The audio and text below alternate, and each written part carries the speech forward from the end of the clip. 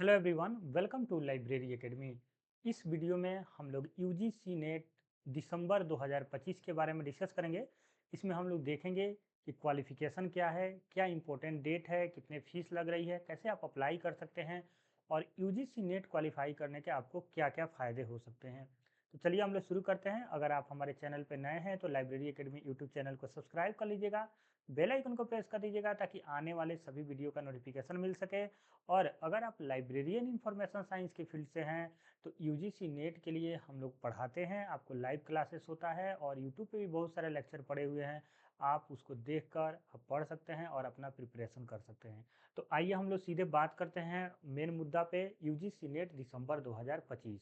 जैसे कि आपको पता है यूजीसी जो है वो एवरी ईयर 2 बार एग्ज़ाम कंडक्ट कराता है नेट का, जिसको अभी जो बॉडी है हमारा वो एनटीए है, यानी नेशनल टेस्टिंग एजेंसी जो है हमारे देश का, ये इस एग्ज़ाम को कंडक्ट कराता है। और ये जून सेशन और दिसंबर सेशन के नाम से जाना जाता है। जो अभी फॉर्म फिलअप हो रहे हैं वो दिसंबर सेशन 2025 के लिए फॉर्म फिलअप हो रहे हैं। तो इसका जो इम्पोर्टेंट डेट की हम लोग बात करें तो 7 अक्टूबर से ये फॉर्म फिलअप हो रहा है और 7 अक्टूबर से 7 नवंबर तक आप फॉर्म फिलअप कर पाएंगे। यानी अगर आप चाहते हैं आप यूजीसी नेट क्वालिफाई करना तो आपको इस डेट को ध्यान में रखना होगा। अगर फॉर्म फिलअप करना चाहते हैं तो आप 7 अक्टूबर से फॉर्म फिलअप स्टार्ट हो चुका है और आप 7 नवंबर तक फॉर्म फिलअप कर पाएंगे।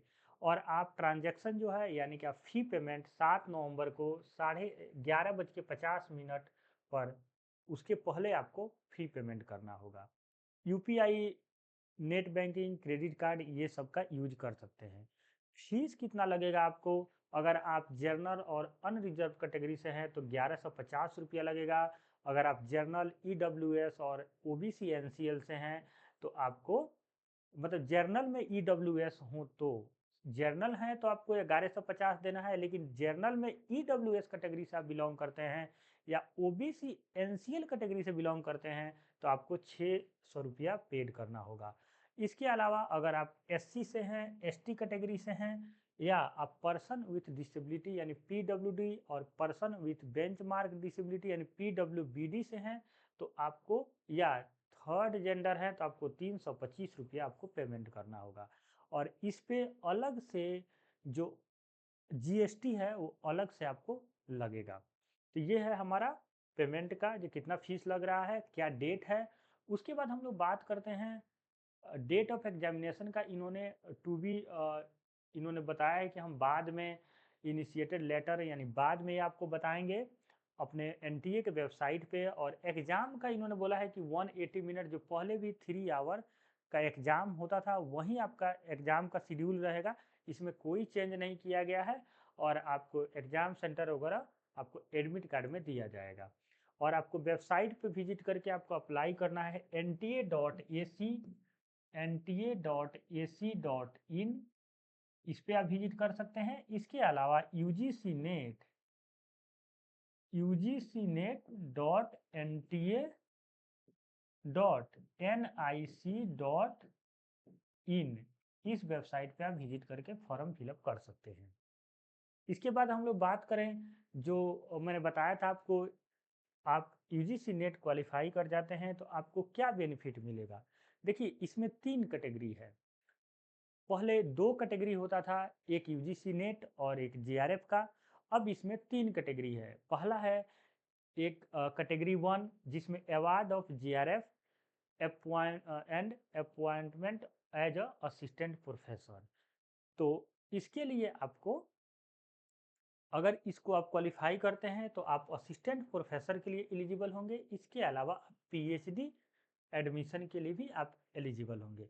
यानी आप नेट विथ जीआरएफ क्वालिफाई करते हैं तो आप जीआरएफ, यानी कि जो अगर आप पीएचडी जो स्टूडेंट करना चाहते हैं, स्कॉलरशिप लेना चाहते हैं तो उनको जीआरएफ क्वालिफाई करना अनिवार्य होता है। हालांकि स्कॉलरशिप का जो क्राइटेरिया है वो यूनिवर्सिटी टू यूनिवर्सिटी बदलता है।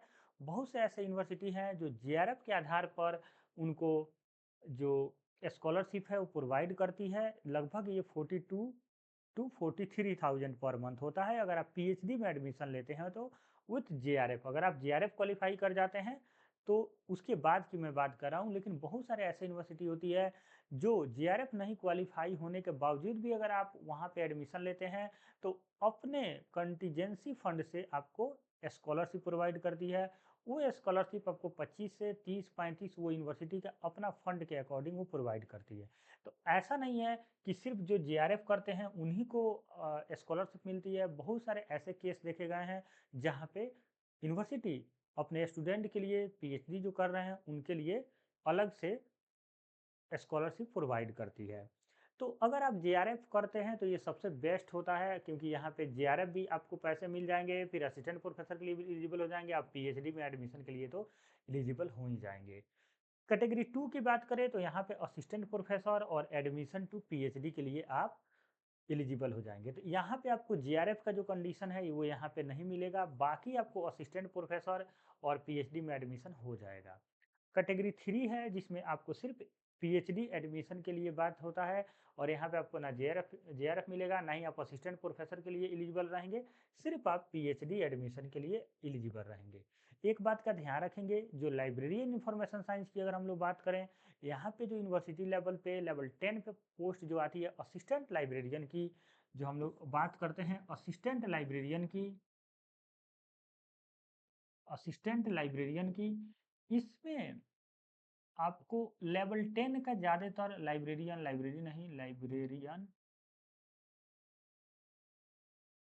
इसमें लेवल जो होता है ये हमेशा 10 का लेवल ज़्यादातर केस में देखा गया है, वहाँ पे यूजीसी नेट मांगा जाता है।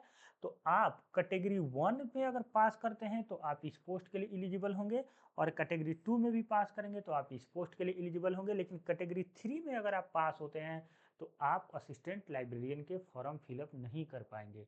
हालांकि स्टेट लेवल पे होने वाले सेट अगर कोई पास होता है, जैसे एमपीपीसीएस द्वारा कंडक्ट किया जाता है जो अभी निकला हुआ है, या राजस्थान के द्वारा, या महाराष्ट्र या वेस्ट बंगाल, ये सब स्टेट लेवल के सेट का एग्जाम लेते हैं लाइब्रेरी साइंस के फील्ड में, उसको भी आप क्वालिफाई कर जाते हैं तो आप एलिजिबल हो जाते हैं असिस्टेंट लाइब्रेरियन के वैकेंसी के लिए।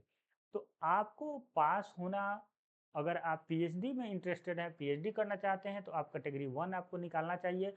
अदरवाइज एटलीस्ट आपको कैटेगरी 2 वाले सेक्शन में आना चाहिए। आपको यहाँ पे आपको यूजीसी नेट क्वालिफाई करना चाहिए कैटेगरी 2 में। देखिए इसका कट ऑफ भी उसी अकॉर्डिंग जाता है, जैसे मान लीजिए इसका कट ऑफ 182 है तो इसका कट ऑफ गया था 172 और इसका गया था 152। तो इस तरह से कैटेगरी मतलब कि कट ऑफ भी गया था लाइब्रेरी एंड इंफॉर्मेशन साइंस के। जनरल का कट ऑफ था, इसके अलावा ओबीसी का थोड़ा सा कम था, और एससी एसटी का उससे कम था। तो ये आपने देखा 3 कैटेगरी में कैसे कैसे इसका फायदा मिल सकता है। तो अगर आप लाइब्रेरियन असिस्टेंट लाइब्रेरियन का पोस्ट के लिए जाना चाहते हैं तो आपको एटलीस्ट कैटेगरी 2 में पास होना लाइब्रेरी साइंस में ज़रूरी है। अब इसके लिए आप क्या कर सकते हैं, आप प्रॉपर प्रिपरेशन करेंगे। हम लोग लाइब्रेरी एकेडमी ऐप पर कोर्सेस लॉन्च किए हैं जिसमें आपको प्रत्येक टॉपिक पर थ्योरेटिकल लेक्चर, उसके साथ साथ हम लोग प्रीवियस ईयर का एमसीक्यूज और भी बहुत सारे क्वेश्चन जो जो प्रीवियस ईयर के अलावा जो पूछे जा सकते हैं, उस सब क्वेश्चन को हम लोग साथ में डिस्कशन करते हैं। और आप लाइब्रेरी एकेडमी ऐप पर लाइव सेक्शन में जाएंगे, जैसे होता है वीडियो सेक्शन, लाइव सेक्शन, उसमें बहुत सारे मैंने लेक्चर अपलोड किया हुआ है। हालांकि लाइव लेक्चर लिया हूँ तो वहाँ पे अवेलेबल है, आप जाके देख सकते हैं, डेमो के तौर पे आप उसको देख सकते हैं। अगर आपको लगता है कि हमको पढ़ने से यूजीसी नेट हम क्वालिफाई कर सकते हैं तो आप हमारे लाइब्रेरी एकेडमी पर आके वहाँ पे कोर्सेज ज्वाइन कर सकते हैं। ऐप डाउनलोड करने के लिए गूगल प्ले स्टोर में जाइएगा, लाइब्रेरी एकेडमी सर्च कीजिएगा, या डिस्क्रिप्शन बॉक्स में नीचे है इसी वीडियो के, वहाँ पे भी लिंक है, आप वहाँ पे जाके डाउनलोड कर सकते हैं। उसके बाद हम लोग बात करते हैं मोड ऑफ एग्जामिनेशन। देखिए एग्जामिनेशन जो होता है ये सीबीटी बेस्ड होता है, यानी कंप्यूटर बेस्ड एग्जाम होता है। और ये एग्जाम जो होता है टोटल 3 आवर का होता है, और टोटल 300 नंबर का होता है, और टोटल 150 क्वेश्चन पूछे जाते हैं। तो 150 क्वेश्चन पूछे जाते हैं 300 नंबर के, यानी प्रत्येक क्वेश्चन 2 नंबर का होता है, और 3 आवर का पेपर होता है। नो निगेटिव मार्किंग होता है, ध्यान रखिएगा कोई भी निगेटिव मार्किंग नहीं होती है। अब आते हैं, देखिए जो फर्स्ट सेक्शन होता है उसमें 50 क्वेश्चन पूछे जाते हैं जो 100 नंबर का होता है। और यहाँ पे आप देखेंगे तो आप इसके टॉपिक देखेंगे तो इसमें आता है कॉम्प्रिहेंशन, जनरल अवेयरनेस, इसके अलावा रिसर्च एप्टीट्यूड और इसके अलावा टीचिंग एप्टीट्यूड, पेडागोगी और फिर रीजनिंग एबिलिटी आती है।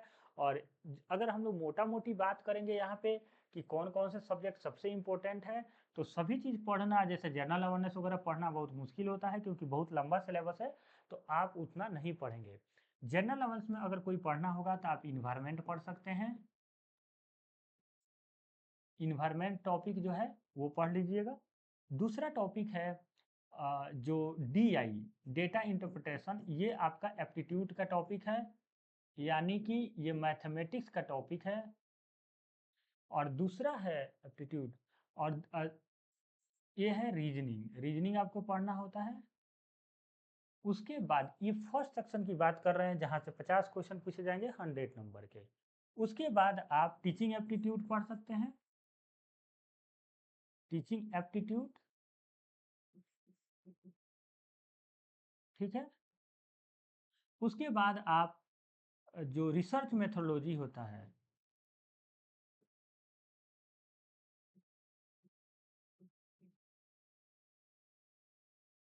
ये हमारा 5 मेन टॉपिक होते हैं। इसको पढ़ के हमको यूजीसी नेट में जाना होता है। क्यों? क्योंकि यहीं से क्वेश्चन आता है। एक 10 नंबर का क्वेश्चन आता है पैसेज से। तो पैसेज क्या होता है कि पैसेज आपको दिए रहते हैं, उसको पढ़ना होता है, उसको समझना होता है, और उसी के आधार पे हमको 5 क्वेश्चन दिए होते हैं जो 10 नंबर का होता है, उसका जवाब देना होता है। तो वो बहुत ईजी होता है, उसको आपको उस पोर्शन के लिए ज़्यादा टेंशन नहीं लेना है। बस आप इन्वायरमेंट पढ़ लीजिएगा। इन्वायरमेंट में भी सब कुछ नहीं पढ़ना होता है, बस पॉल्यूशन हो गया, या आपका इन्वायरमेंट जो बेसिक क्वेश्चन होते हैं, जैसे कुछ कन्वेंशन होते हैं, जैसे जेनेवा प्रोटोकॉल वगैरह हुए थे, वो सब आपको पढ़ने होते हैं। और DI में आपको मैथमेटिक्स का एक टॉपिक है जो आपको ये 2-3 टाइप का होता है, जैसे बार ग्राफ, ऐसे आपने देखा होगा मैथमेटिक्स में इस तरह से पाई चार्ट होता है, वही पढ़ना होता है। रीजनिंग में आपको पढ़ने की कोई ज़रूरत नहीं है। रीजनिंग अगर बेसिक आपका अंडरस्टैंडिंग है तो रीजनिंग बन जाएगा। और टीचिंग एप्टीट्यूड और रिसर्च मेथोडोलॉजी में थोड़ा सा आपको पढ़ना पड़ेगा, तो रिसर्च मेथोडोलॉजी का ज़्यादा प्रायोरिटी दीजिएगा। टीचिंग एप्टीट्यूड में उतना ज़्यादा कुछ ज़्यादा नहीं, वो जनरल अंडरस्टैंडिंग पे होता है, वो हो जाता है। सेकेंड पोर्शन होता है 100 नंबर का, जहाँ पे 100 क्वेश्चन पूछे जाते हैं 200 नंबर के। यहीं पे मेन लड़ाई होती है, लाइब्रेरी एंड इंफॉर्मेशन साइंस के यहाँ पे पूछे जाता है। और देखिए दोनों का नंबर ऑफ क्वेश्चन मतलब अलग अलग सेक्शन होते हैं, लेकिन टाइम दोनों के लिए 3 आवर का रहता है। ऐसा नहीं होता है कि कुछ टाइम इसको अलाउट है, कुछ टाइम इसको, सेक्शनल टाइम नहीं होता है। 3 आवर टोटल 150 नंबर के लिए आपको मिल जाते हैं। तो यहाँ पे 200 लाइब्रेरी साइंस होता है। अब कट ऑफ जाता है, मान लीजिए 170, अगर यूजीसी नेट आप क्वालिफाई करना चाहते हैं तो 170 नंबर लाने के लिए अगर आपने लाइब्रेरी साइंस से 120 नंबर भी लेके आ गए, तो यहाँ पे आप 50% भी करेक्ट कर गए तो आप आराम से वहाँ चले जाते हैं अपने कट ऑफ पे। दूसरी बात, इसमें निगेटिव मार्किंग नहीं होता है, तो अगर जो आपको आता है वो तो सही हो जाएगा, लेकिन जो नहीं आता है उसमें आप आराम से एलिमिनेशन मेथड अप्लाई करके कुछ क्वेश्चन को आप सही कर जाते हैं। जैसे 20 और 30 क्वेश्चन, मान लीजिए कि 150 क्वेश्चन है, उसमें से अगर आपको 50 क्वेश्चन भी नहीं आता है, मान लीजिए आता ही नहीं है, और आपको 100 क्वेश्चन ही, हालांकि 100 क्वेश्चन आ जाएगा तो 200 नंबर आप गेन कर पाएंगे। मान लीजिए आपने 60 क्वेश्चन ही आता है, ठीक, तो 60 तो बहुत कम हो जाएगा। मान लीजिए आपको 70 क्वेश्चन आते हैं, तो यहाँ पे आपने 140 नंबर गेन कर लिया। अब 70 क्वेश्चन आता है, 80 क्वेश्चन आपको नहीं आता है, तो 80 में अगर आपने इलिमिनेशन मेथड और प्रॉपर थोड़ा सा स्ट्रेटजी थोड़ा बहुत अगर आप पढ़े हैं, अगर इसको तुक्का के तौर पे अगर इसमें से आपने 30 क्वेश्चन भी सही कर दिया, तो आप देखेंगे 100 क्वेश्चन सही हो गया, आपको 200 नंबर पे चले जाएंगे। तो बहुत टफ एक तरह से नहीं है एग्जाम। और आप जो भी बच्चा आज तक यूजीसी नेट लाइब्रेरी साइंस में प्रिपरेशन किया हो, ऐसा हो ही नहीं हुआ, ऐसा कभी नहीं हुआ होगा जो पास नहीं किया हो यूजीसी नेट। ये यूजीसी नेट का सबसे बड़ा ये मतलब कि सत्य है कि जो भी बच्चा ये सोचा है कि मुझे यूजीसी नेट निकालना है, उसका निकल जाता है। क्यों? क्योंकि प्रॉपर थोड़ा सा भी पढ़ लेता है, क्वेश्चन बैंक वगैरह तैयार कर लेता है, तो यूजीसी नेट उतना टफ नहीं होता है। तो बात यूजीसी नेट क्वालिफाई करने का नहीं है, बात उसके बाद की लड़ाई है। वो सब एग्जाम जो लेवल 10 के होते हैं असिस्टेंट लाइब्रेरियन, उसके लिए भी हमें प्रिपेयर होना होता है। तो उसी के लिए लाइब्रेरी एकेडमी आपके लिए कोर्सेस लॉन्च किया है। और ये कोर्सेस में हम थ्योरी, एमसीक्यूज और टेस्ट सीरीज तीनों मॉड्यूल आपको प्रोवाइड करते हैं। इसमें टॉपिक वाइज थ्योरेटिकल लेक्चर होता है, फिर आपको एमसीक्यूज होता है, फिर टेस्ट सीरीज भी आपको प्रोवाइड किया जाएगा। ये डेली बेसिस पर एवरीडे 7 पीएम के अप्रॉक्स लाइव क्लासेस होती है, और जो लाइव क्लासेस होती है वो आपको वीडियो फॉर्म में भी मिल जाता है। कोर्स का जो लैंग्वेज है वो बाईलिंगुअल है, यानी हिंदी और इंग्लिश दोनों में कोर्सेस अवेलेबल है। और मतलब एक ही कोर्स है, पढ़ाने का मोड जो है वो बाईलिंगुअल है, यानी हिंदी और इंग्लिश दोनों मोड में पढ़ाया जाता है। कोर्स का फीस है वो 2499 रुपया है, यानी कि आप इसको मोटा मोटी 2500 रुपया बोलेंगे। 2500 रुपया है। टोटल 10 यूनिट लाइब्रेरी साइंस में है, और इसके अलावा पेपर फर्स्ट में जो है आपका रिसर्च मेथोडोलॉजी है उसको भी हम लोग पढ़ाएंगे।